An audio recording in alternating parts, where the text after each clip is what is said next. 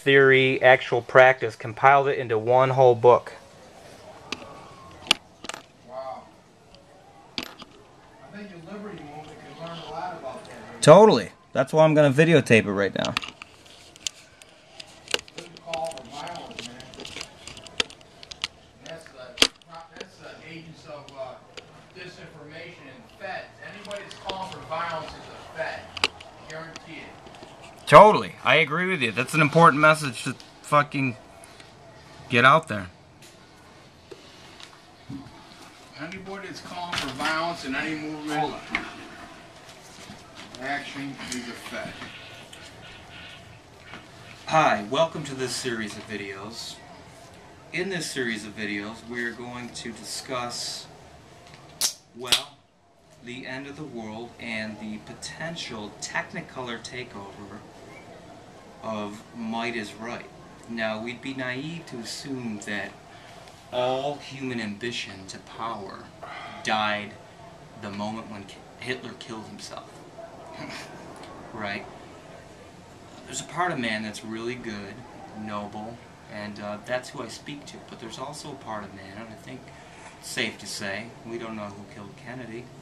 And I'm not necessarily trying to get you guys to believe in conspiracy theories, and for all of you viewers who do believe in conspiracy theories, hold on, because further down the line in these videos I'm going to explain an epiphany I had about conspiracy theories, and let's just assume they're true, as if we're astronaut trainees training in a flight simulator. We'll assume it's true and then figure out possible responses. Now, getting back to the subject at hand, this is really a test video. I haven't made any of these videos yet, but this is the first one, and yeah, it may come out a little botched. I may be going from here to there, meandering from subject to subject, but I'd like to really disseminate this book here by Gene Sharp. It's in 3 volumes. It's called The Dynamics of Nonviolent Action. Now, if we ever find ourselves in a situation as a human race where there are postgraduate group minds that are real fucking smart, that are planning on something nefarious, and again, we'd be naive to assume that all nefarious ambition died the moment Hitler killed himself. To the contrary, there's probably, I mean, look at your own experience of man, and you probably would agree with me that man has the capacity to scheme behind the scenes, Machiavelli style, Machiavellian-like schemes from behind the scenes to get what they want. Forget about what they want for right now. That's a whole other topic for another video. But let's just say that, you know, there's not really a conspiracy in this day and age. Like the chemtrails I see going across the sky, maybe they've always been there. Maybe that's just what happens when autumn comes around. I heard from one person, and it gets cold up there. It's always cold up there.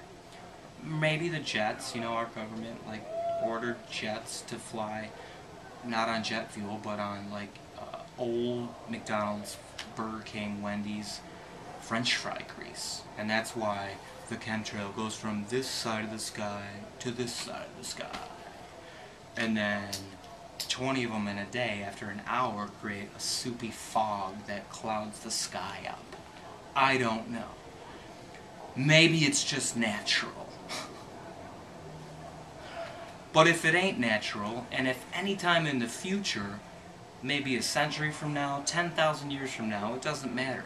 For all time, if there's ever some nefarious group of people that want to take over, and you find yourself in an ultra-postmodern realm where those people, if they exist, and probably do, have the means and some cunning, ultra-technological ways of carrying out their will, this book that I found randomly in 1994 in Lake Placid seems to sum up like the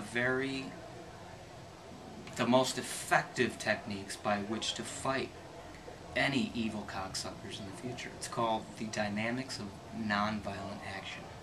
In the next couple videos, I'd like to read a couple paragraphs because I think the information should be disseminated across the internet, potentially going viral before it can possibly be stopped.